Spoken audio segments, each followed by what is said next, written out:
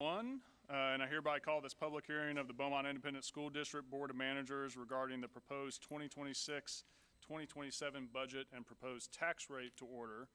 Let the record reflect that a quorum is present. The first agenda item is the public hearing on the proposed 2026-2027 budget and proposed tax rate. At this time, I will recognize Superintendent Massey and CFO Cheryl Hernandez for the presentation.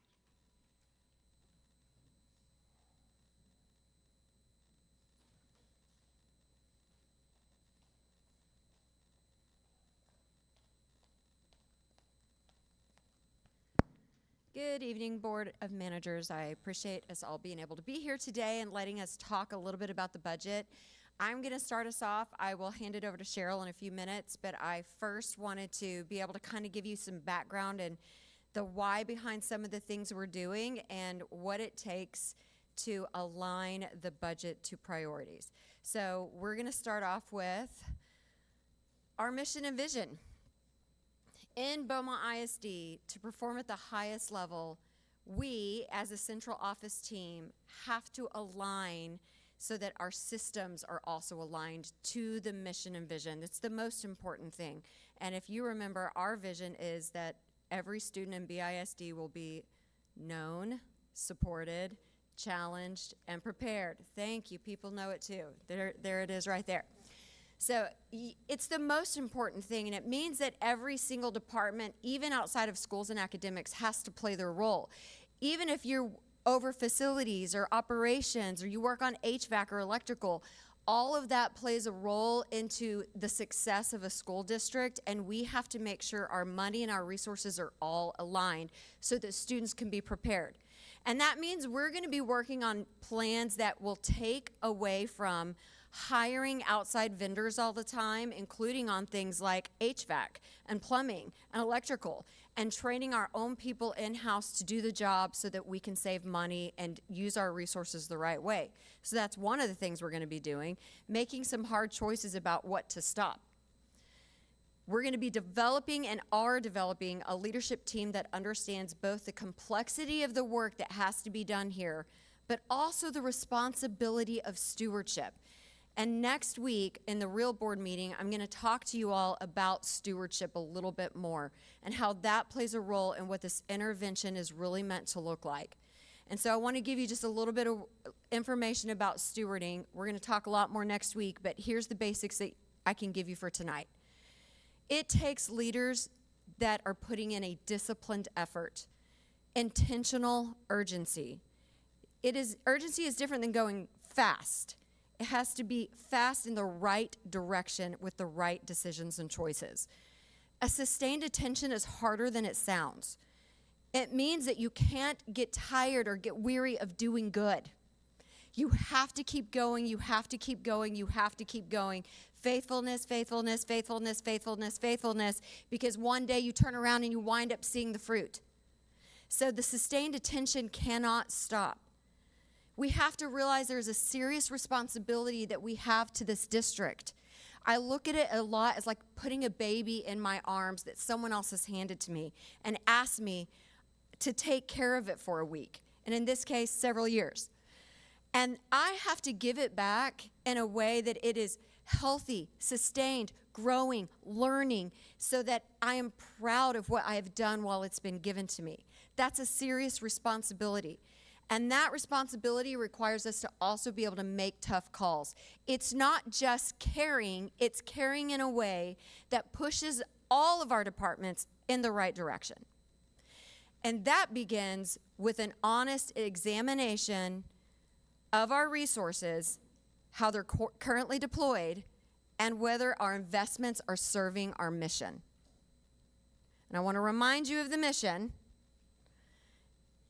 Our mission aligns to the vision. You remember the vision is known, supported, challenged, and prepared, but the mission is that our teachers will be at the highest quality. It will be the norm to have exceptional teaching, that leaders are held accountable, and that student outcomes are measured every day in every class period. That is what is going to get us the results that we need. All of our budget has to align to that one thing. So you might ask, what is a deficiency And how does it play a role in examining our district resources? I am so glad you asked that question, because I'm going to tell you. So I do want to tell you about a deficiency, and we're going to talk a lot about deficiencies in the next 10 minutes. So you think of a deficiency as some type of a weakness, or it is an inconvenience, but for us, it's not just that. It's a condition that interferes with the district's ability to achieve our mission. This is core. We have to make sure our deficiencies are seen. And that means we have to look for them. That's something most districts don't do. They're not trying to find out where they're spending their money well or not well. They're just going with the flow. So we have already, in the first 6 weeks, started paying attention to our deficiencies and where we can improve. Guys, 6 weeks is not near enough time to really align deficiencies to the mission. It's only a starting point. It will be a long-term sustainable effort. But all of our deficiencies contribute to a system that is maintaining the status quo. A deficiency keeps you at drift. If you remember, we brought up drift in the last board meeting. Regression, drift. If you are not proactively looking for your deficiencies and acting on them, you will be off. You will drift. You will regress in your systems. You will maybe not even maintain the status quo. You will fall below it. And next week, when we get in front of you again, you will see the preliminary scores of the end of course exams and 3rd through 8th grade, and you will see just how far we have drifted. So tonight, I'm going to focus on deficiencies. There are 3 types of deficiencies I want you to pay attention to, and I'm going to share with you. Number 1 are mission-critical deficiencies, 2, systemic deficiencies, and 3, structural deficiencies. All of these matter a lot. So let's start with the first one, mission-critical. These are deficiencies that undermine the ability to build systems where exceptional teaching is the norm. Does this look familiar to you? This is the mission statement. Exceptional teaching is the norm, leadership is accountable, and measurable growth happens in every classroom every day. It is things that misalign us to this exact goal. We can't have students that are known, supported, challenged, and prepared if we don't have accountable leadership, measurable growth. Those are necessary. Mission-critical deficiencies actively destabilize a district's ability to function on mission. So I want to give you a few of them. These can be seen in any district, by the way. These are not nuanced to Beaumont, but a lot of these are happening in Beaumont. So the first one is campuses operating amidst mixed messages. I mean this. When you have vendors on the field, when you have got purchase services happening where someone else is coming to train your people, even I told central office, I don't even want you in the classrooms until I train you the right way. You are a vendor on the field in my eyes until you've got under my training and I can approve that you know what the message is.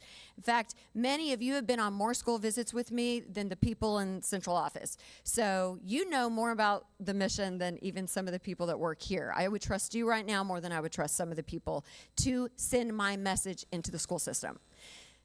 Campuses right now are operating on mixed messages because of vendors. Technology practices that prevent students from accessing high-quality instruction. We made a decision at the last board meeting that impacts this one.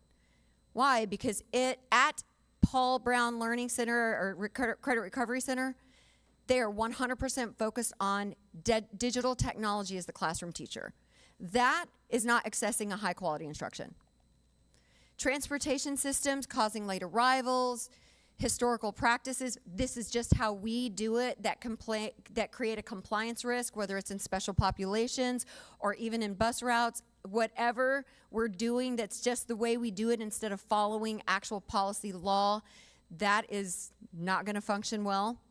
Discipline systems where behavior is preventing teaching and learning. Master schedules that don't align to instructional priorities. An example is students showing up to school at 7:45 and not starting instruction until 8:30. That is a deficiency in learning. Failure to provide required and highly effective special population services. I told our special education lead this week that I wanted her to create the highest quality special population services in the entire state of Texas, where people would want to come to visit us, not just for the model, but because of how great and how effective our special populations are becoming. And positions that do not directly support instruction and student outcomes. Positions, we'll talk about that in a minute. Those are all mission critical deficiencies. Those are all resources that have to be navigated in a new way. And the more we ignore them, the more that we drift away from mission. So we, this administration, will not be ignoring them. The second one, though, is systemic deficiencies. These are reoccurring organizational weaknesses caused by inconsistent systems, unclear expectations, lack of training, fragmented processes. They have processes, we have processes, but they don't have, there's nothing in writing, there's no documented strategy for how to see what the long-term accountability is for it. We're still looking for those things. And misaligned accountability or no accountability. When you're in a systemic deficiency, this requires more time. It's redesign, coaching, operational alignment. Training that's happened over and over and over and over and over. So you train and then you watch it and then you coach it and then you train and then you watch it and you coach it. And every time a teacher rises to the occasion or a leader rises to the occasion, you raise the bar again. And then you raise the bar again. So that's not something that you can just train one time. When we train in July and August, it's not going to be done. It's barely the start. And then it's ongoing, ongoing, ongoing, ongoing, ongoing. So this is something that's going to take a little bit more time to retrain systems and to create systems that are completely effective. Here's some examples of our systemic deficiencies. Inconsistent instructional delivery across the district. Remember, this is not just Beaumont. This happens in many districts everywhere. We're just courageous enough to call them out and address them. Lack of observation and feedback systems that actually grow teachers. PLC is a professional learning community. It's the planning time that teachers get every single day during the school day. They get an hour every day, or we will give them an hour every day. I don't know how much time they had this past year. But a PLC is supposed to be a time where you're planning for the next day's lesson. Those, when they become more meetings or teachers don't meet together, they just stay isolated or siloed and they don't actually solve problems together for tomorrow's lesson, then you're not improving instruction. Weak campus systems for student and staff attendance. Everybody knows we have a student attendance problem. My guess is we also have a teacher attendance problem, and I'm going to get that data as well very soon. Inconsistent hiring practice that result in a variability of staff quality. So we're right now been working on our hiring practices to ensure that we get the right people. And once we get the people in, we're also going to be doing a lot of training to make sure that they rise to the occasion where we need them to be. Departments operating independently. I know this to be true in Beaumont. I know it to be true in almost every district I've been in, that most departments operate in silos. And we've created a system already where every department, when I get briefed on something, every department that has anything to do with the decision has to be in the room. And that's on purpose, so that everybody that's associated, transportation, I have to have the schools team, the academics team, the operations team in the room when we're talking about transportation, because it all impacts student outcomes. All of that is necessary. Communication structures causing confusion or delayed execution. So we are going to do a better job at communication. We're not there yet. We're getting there day by day. Lack of leadership development pipeline so that we don't have to stress out right now. We're pretty doing a lot of creative thinking about how to get teachers in the seat by August 12th and trained and ready to go. And right now we don't have pipelines that have been created in the district, but that will change. We're going to have pipelines. And weak data collection processes so that we know the scoreboard and we can act on the scoreboard. So those are systemic, and then the last one is structural. Now these are even harder to actually break down, because they are conditions embedded in the district's organizational design. It's in staffing patterns, financial structures, facilities, the culture of the district, and some historical operating habits that are not highest quality, highly effective. Luckily, Cheryl Hernandez has been kicking some butt with the financial structures. So she's ready to tear down some old walls and build up some great things where money is where it's supposed to be. And she's going to be able to give you a great presentation in just a second. Structural deficiencies usually require significant planning, usually political navigation, and organization stabilization to correct it, and it's even more long-term. I'm going to give you an example. It wasn't too difficult for this team of 8 for me to propose for you and you to agree on the closing down of the Credit Recovery Center, Paul Brown. What we did was close down a specific section of a program and moving the program basically to these other 2 sites, right? That wasn't too difficult. But now when you start thinking about other things that, okay, well, what do you use that building for? How do you solve the problem of Beaumont Early Childhood Center when it's one of the worst facilities I've ever seen and we have no money to contribute to fix it? How do you make sure that Pathways, our alternative school, is in a facility that doesn't feel like you are the worst kids in the district and we're going to put you in a facility that feels like that? We are trying to contribute to growth, not destabilize it. But those kinds of decisions can't just happen in a quick board vote. There's a lot of conversation that needs to happen where we can engage the community, come up with ideas, propose ideas so that we can move forward in a direction that makes sense not just for today, but for the future. That is our goal. So here's some examples of structural deficiencies. Long-term budget imbalances caused by historical spending patterns. I'm going to give you an example of ESSER. I'm going to give you that example in just a few minutes, but ESSER-funded positions are a huge problem. Also, things like South Park, before we just renamed it South Park. Peach MacArthur was one building, pre-K through 8. That building was supposed to have one principal for the whole pre-K through 8. But it's the lowest performing school in the district at a 45 in state accountability. And so what they did was throw more money at it. Let's give them another principal, more APs, more staff. Let's separate them. But they're still on one org as a pre-K through 8. And they're still a 45. So it didn't solve the problem. Throwing money at problems doesn't solve them. We'll talk more about that in a second. Facilities deterioration. It doesn't matter that we don't have a bond. We still have to fix HVAC. We still have roofs that need to be fixed. We still have plumbing that happens all the time. When it rains especially, it really stands out how bad the plumbing is. We still have electrical that needs to be replaced. And that all has to find a way to get done. We cannot do it in 1 year. This is a long-term plan that has to be really come together as an entire force to say, how are we going to solve these problems? And when Cheryl tells you where our money comes from, you'll see why that's so complicated. Academic gaps that developed over years, even decades. The academic gaps we have right now, I am not even worried at all. You guys are going to see such growth in 1 year. You're going to see gains like you've not seen in decades. I promise you that. No question. What you won't see is grade level. We are not going to reach grade level in a year.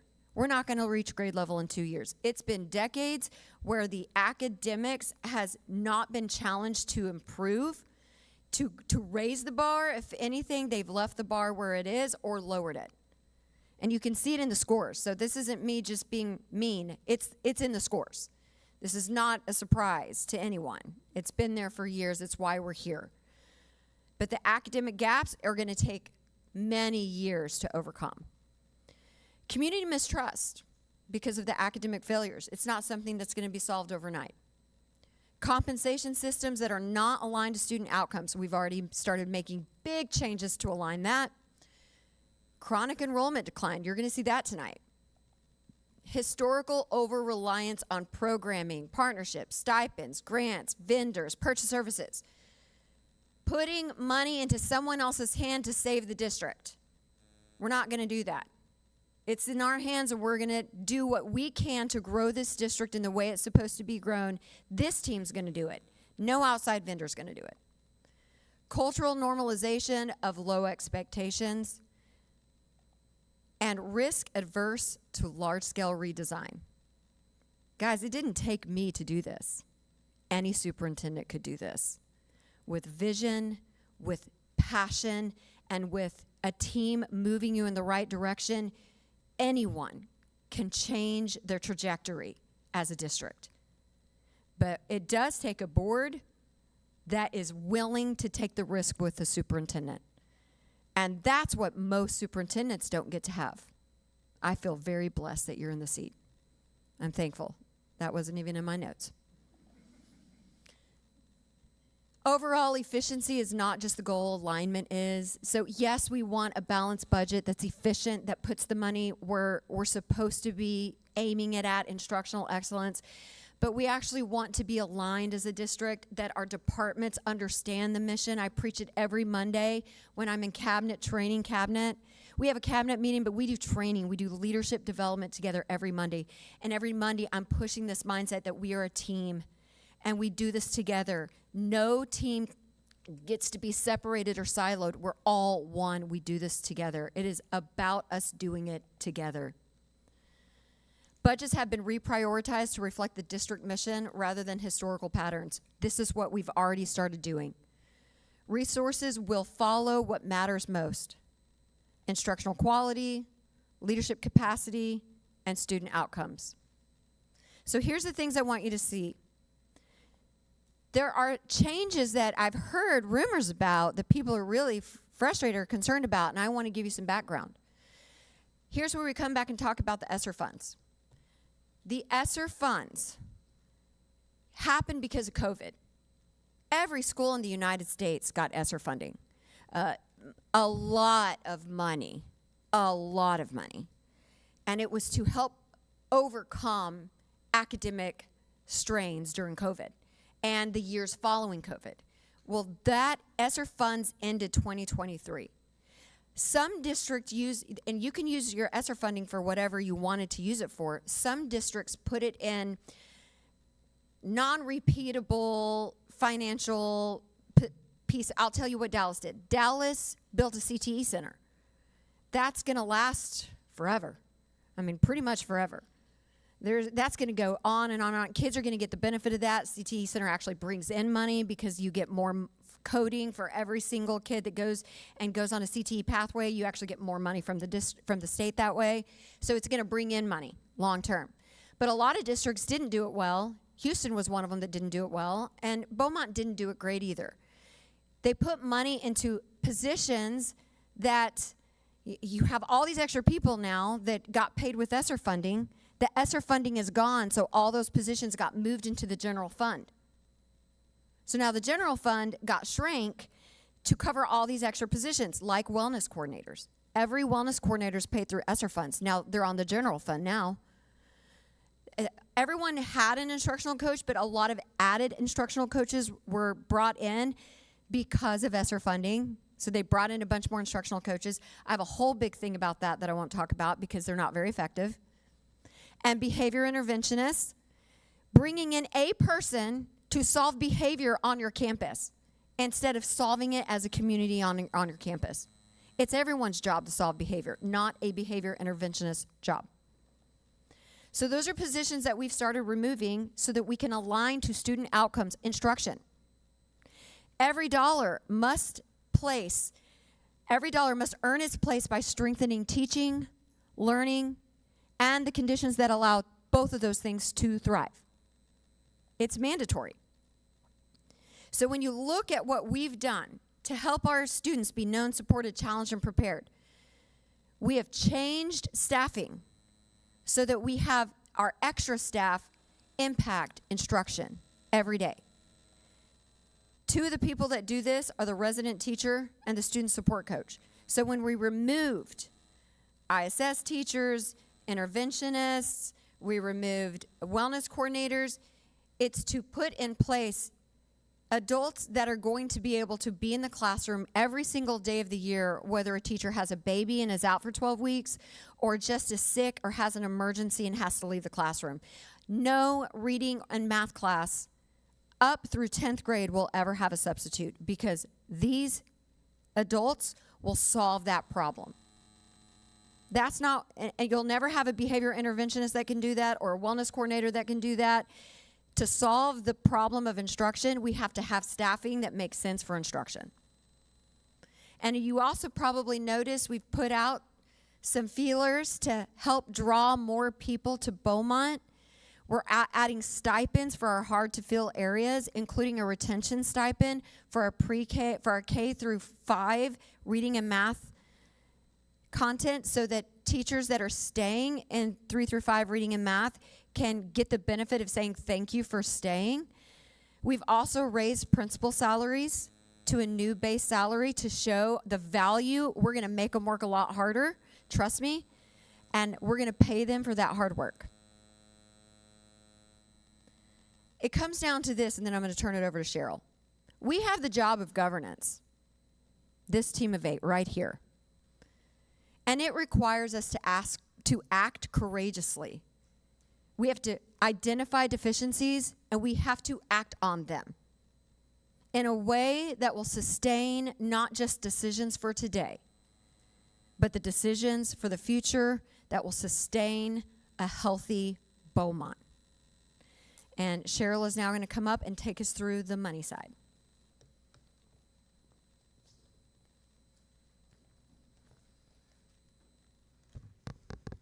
Thank you, Superintendent Massey. Board of Managers, tonight is our budget and tax rate hearing, and we are going to go over a number of things in the first. Oh, can you hear me now? Okay.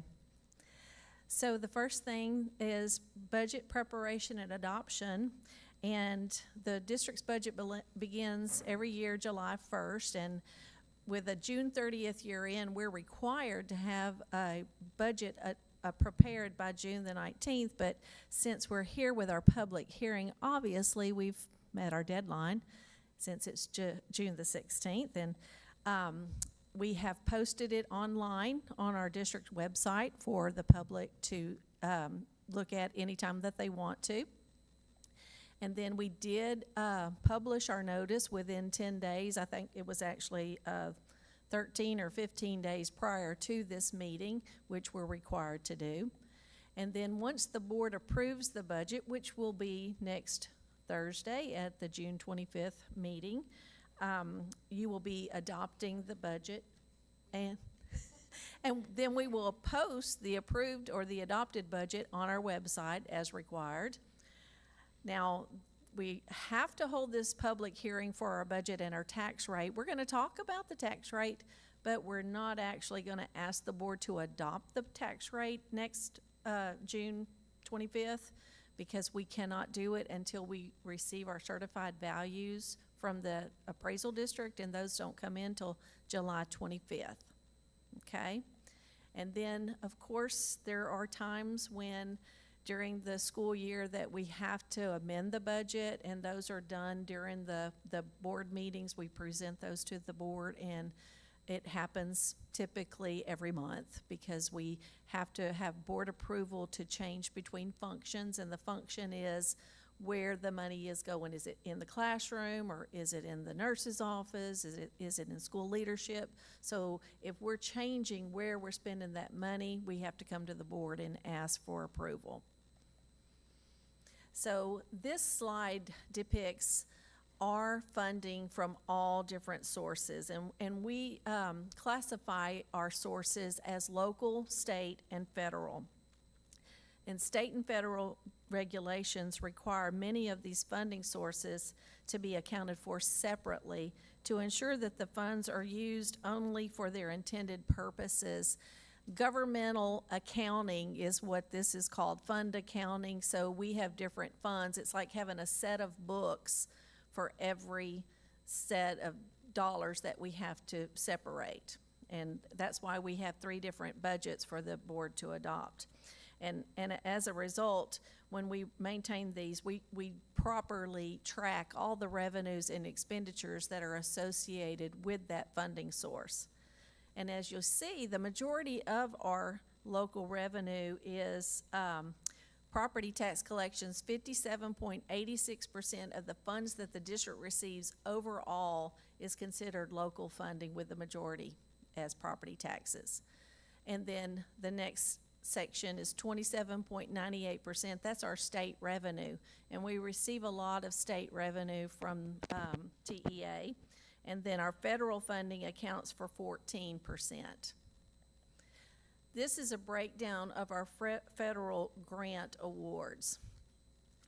And we have to apply for these funds annually, and they provide supplemental funding for specific student populations and educational services. Each grant is accounted for separately. It has its own fund, and the primary grants that we apply for are the IDEA-B formula and preschool. Those are the Individuals with Disabilities Education Act Part B, and they provide funding to support special education and related services for students with disabilities.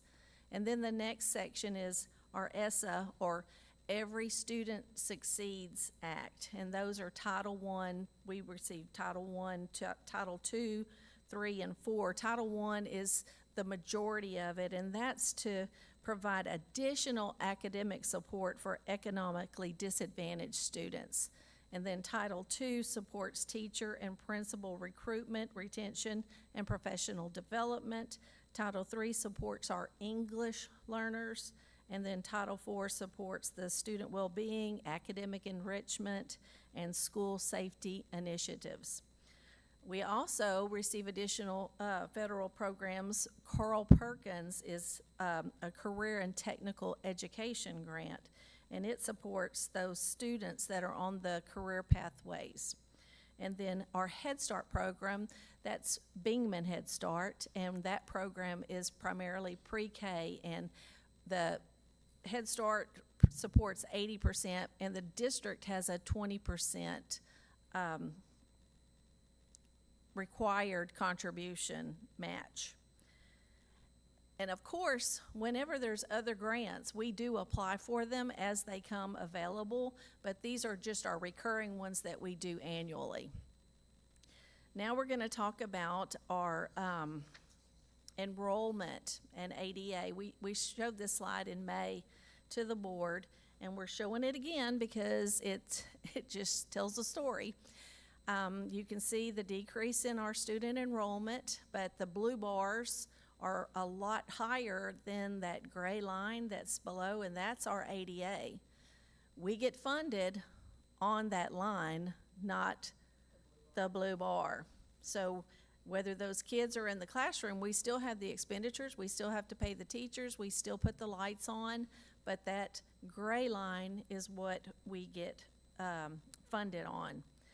But so if you look at 2025, 2026, our ADA was around 89.6%. So if you're looking at a 175-day school calendar, that means the average student was absent about 18 days during the year. And if they're not in the classroom, they're not learning.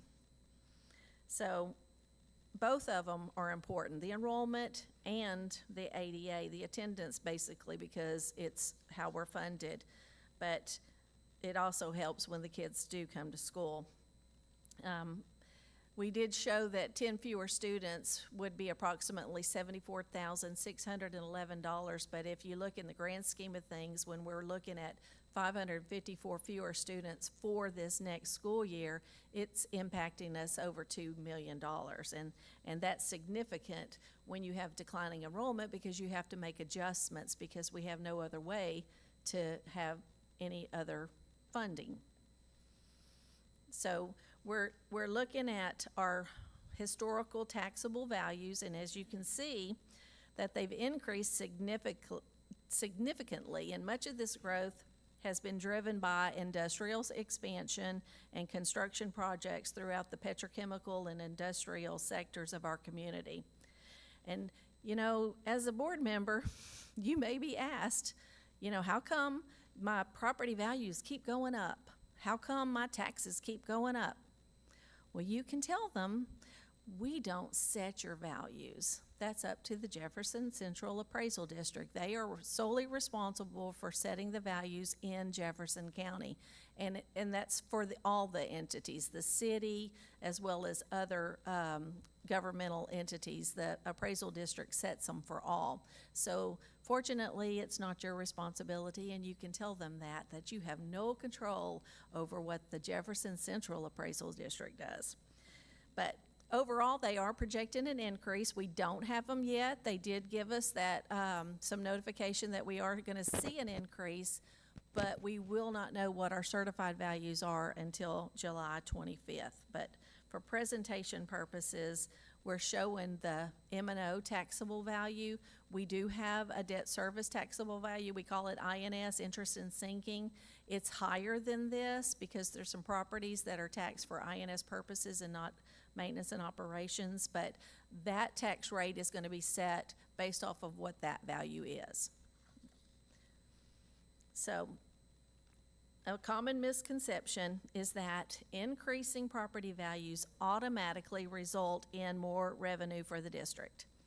Under Texas school finance formulas, that's generally not the case. If student enrollment and attendance remain the same, they just don't change from year to year, an increase in local property tax collections is typically offset by a decrease in state funding. So the way that the funding formula works is the only way you get any additional revenue is if you get more students, or you can get your students to come to school more. So we don't have control over that either. So let's look at the tax rate. So this is a projection. We went ahead and posted what our projected tax rate for 2026-27 at the same rate. We don't know what our tax rate will be until we get our certified values. So instead of posting it and then having to repost it, because it does require a posting if you don't adopt a rate that's that or lower. So we chose to put the projected because we have to adopt our budget so early, and it's required to have that in the notice. So that's why you're seeing it. And the board will adopt two different tax rates, a maintenance and operation tax rate and an INS tax rate. And the INS tax rate is for debt service. It can only be used for debt service. But once they're received, the values from the appraisal district, we will submit those to the state. And then the state will calculate our maximum compressed rate. We don't even get to do that. The state does it for us. And then we will add our enrichment pennies to that amount and ask the board to approve that rate. And then the INS rate will be calculated. Typically, it's calculated once we submit our values and everything to the tax office. They will calculate that and send it to us. But that will not be done until later on.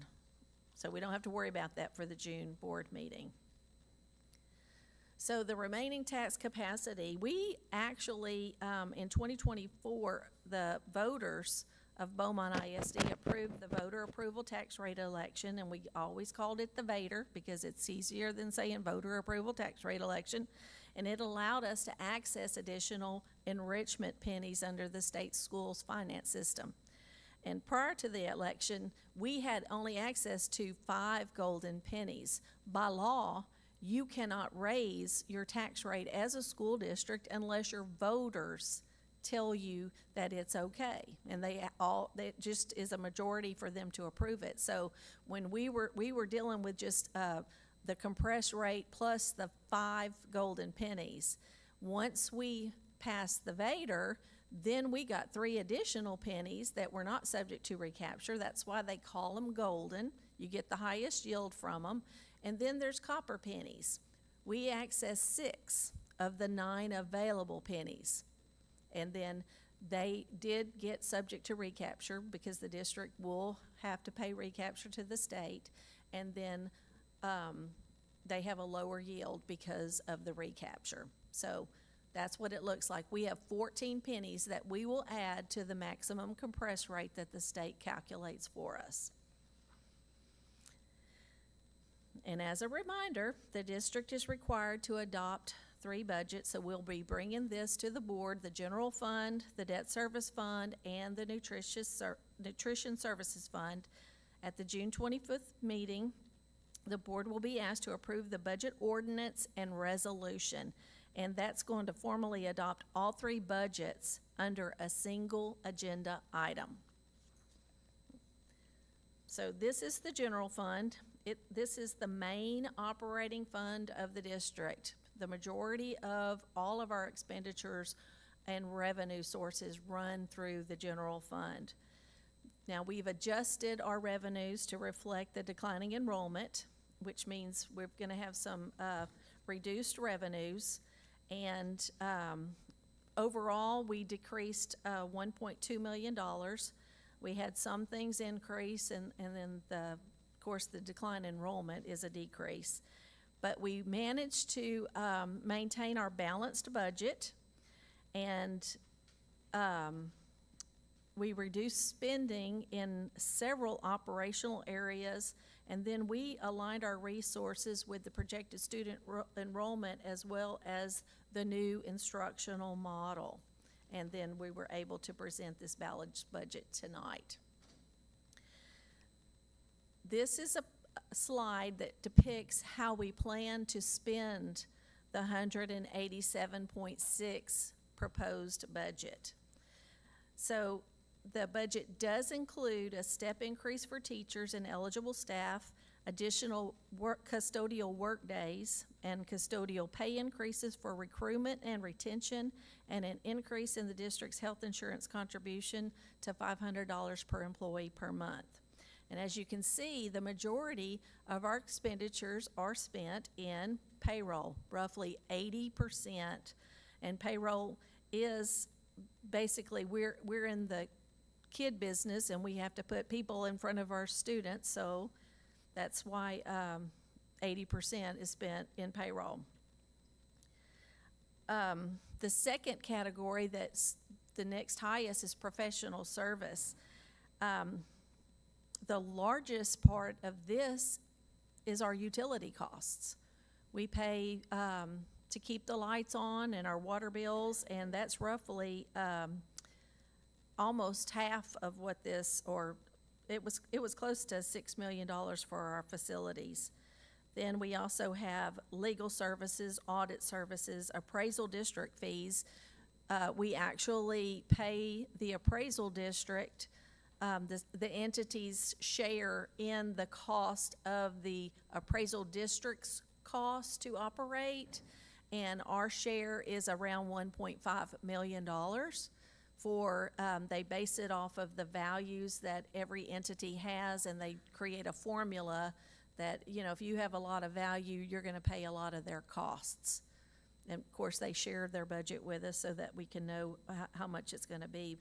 But we also have copier leases included in that, as well as some facility maintenance contracts. Our yard services and stuff are in there.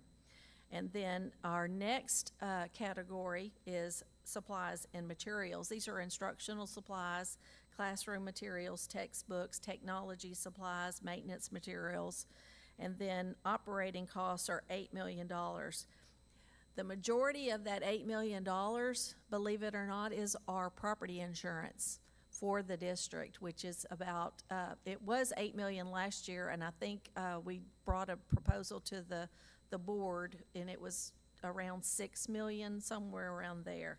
So that's the majority of that.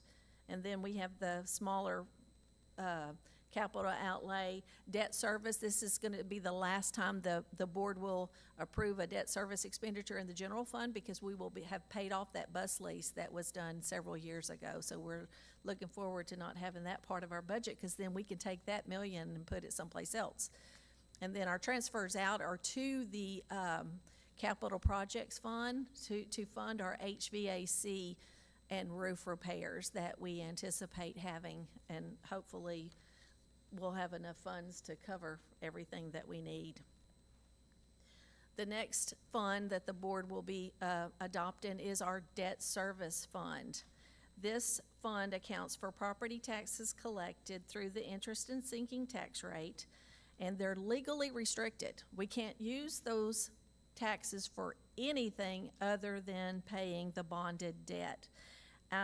Each year, the district calculates the amount needed for its debt obligations, and we set that INS rate accordingly. Most likely, we'll be amending this budget once we get our certified values, because we're just projecting what these numbers are, and we also want to take the opportunity to pay off debt as we have in the past. And just to give you an idea, this is our annual debt requirements and our outstanding debt. As of today, we owe just a little over $153 million in outstanding bond principal. That's just the principal. To put that into perspective, when I joined the district in 2015, Beaumont ISD had approximately $379 million in outstanding principal debt, along with an additional $266 million in future interest obligations. Our annual debt payments when I was hired were around $30 million. You can see our annual debt payments are starting at 17, and they go up to 20, and then at the last they'll be under 5 million. But over the last 11 years, the district has actively managed its debt portfolio through bond refundings and defeasance strategies. And as a result, we've reduced our outstanding bond principal by more than $226 million, while also generating significant interest savings for our taxpayers. So we're not having to levy that higher tax rate to pay down that debt. And so it's reduced that long-term debt burden, plus our future debt costs, and it's helped to ensure that our taxpayer dollars are efficiently used as much as possible. Nutrition Services Fund accounts for the district's operations of our cafeterias at all of our campuses. Over the past several years, the district has participated in the Community Eligibility Program. We call it CEP.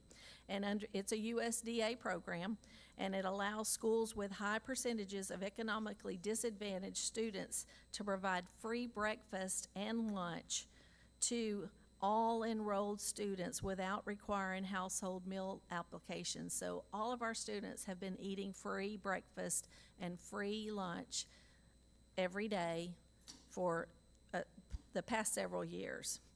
And in this fund, it accounts for all of the child nutrition workers that work on the campuses, as well as the administration of the Nutrition Services Department.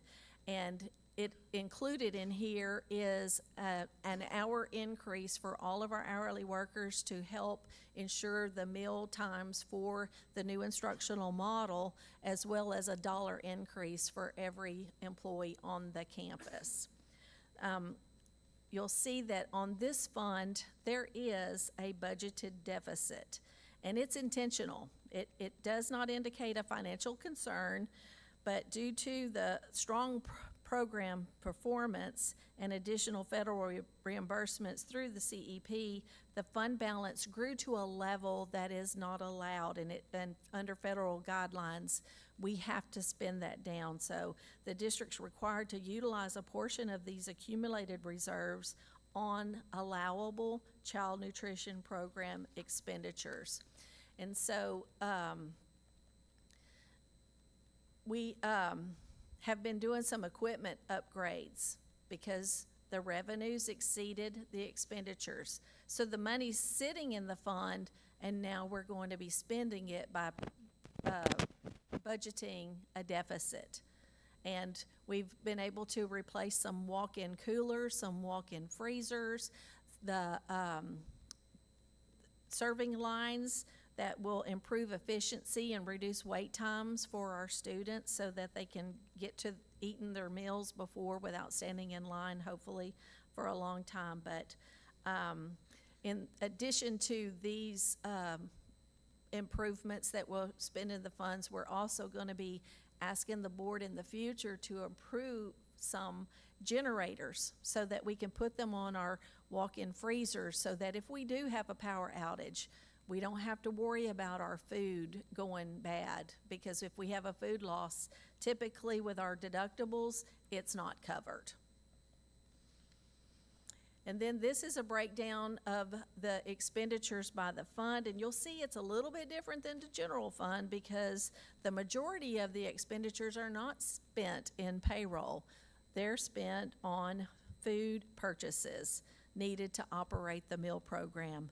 And then payroll is the second largest category, followed by capital improvements for that spend down plan.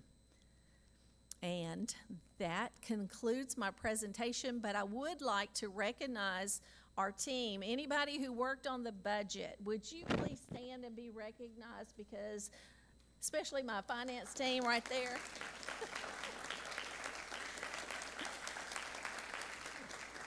Thank y'all for recognizing them. They're a great team.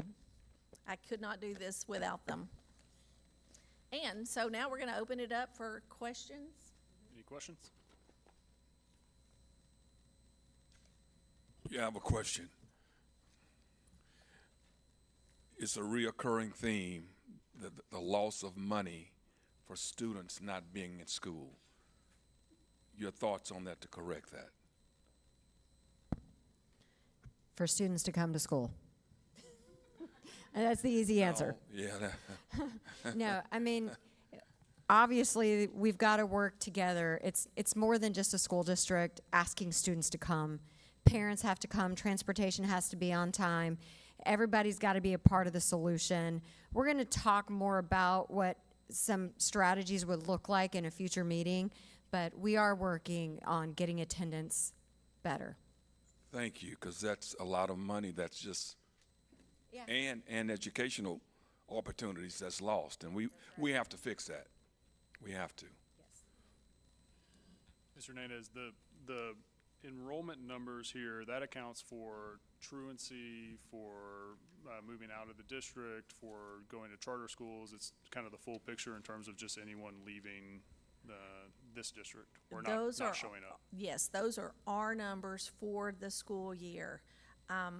If you include all we get a report that shows where the district, the students have gone to charter schools or private schools, and it's over 20-something thousand students. So these are the ones that are actually going to be attending, that we're projecting that they're going to attend. We're hoping that the more come back. Absolutely. Thank you. Any other questions? I have a quick one. Laura? So on the recapture part, on the tax rate, when we do the pennies and the golden pennies, Yes. can you explain that to me in a little bit more detail? I know that's probably, I don't want to take too much time. But So you want to know about the recapture part? Yes, and how you get how you use your pennies and all of that. What? So let me see if I can put this so you can understand it, because I understand it because it's no big deal for me. But in the way that school finance works for school districts, you have students that come to school, and that's what we call average daily attendance. On top of those average daily attendance, you get special weights for, like, your students with disabilities, or you have have some at-risk kids and you receive additional funding for them. And all of these FTEs are put together to create something called weighted average daily attendance. And then they look at our property wealth, okay? And they divide it into, they take the wealth divided by the WADA, and they come up with a wealth per student. And there's a certain level that if you're over it, then you're gonna collect too much money from your taxes that you don't get to keep, because the state only lets you keep the amount on the average for all of the school districts. So we're considered property wealthy.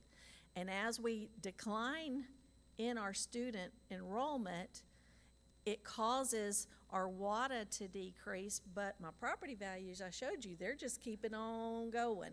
So we could be paying more recapture. If I had these kids come back and come to school, that would increase my WADA where I wouldn't have to pay as much recapture. I hope I did, okay. Is that the Robin Hood thing? Yes, the Robin Hood, and now they call it something else. Chapter 49 instead of chapter 41, and it's all,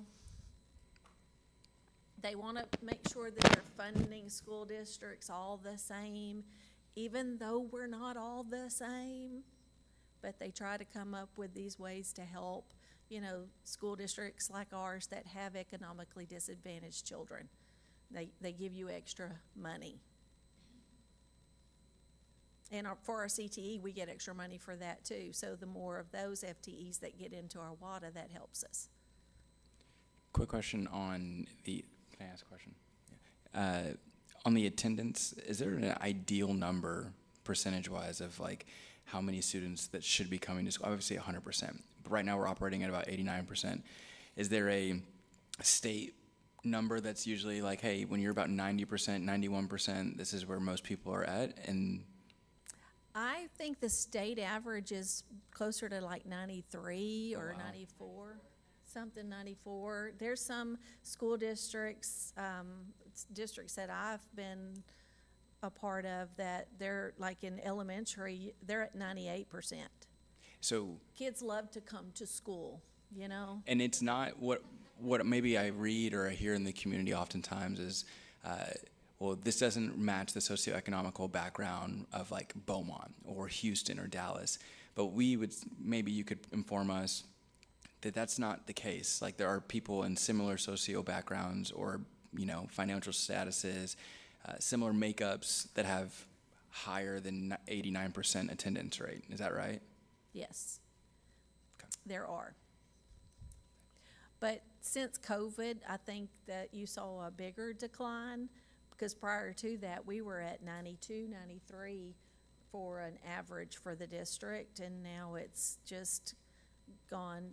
It just hasn't become as important, maybe, or, Showing up to school. yes. Okay, any additional questions? Okay. All right, thank you all so much for the presentation. It was great, thank you.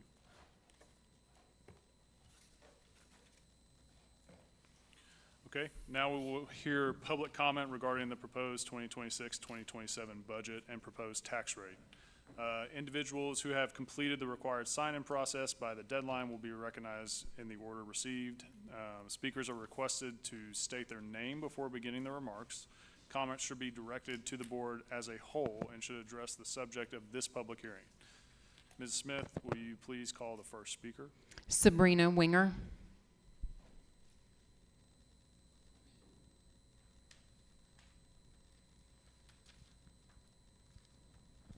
Hello, Sabrina Winger, 2345 IH10 77701.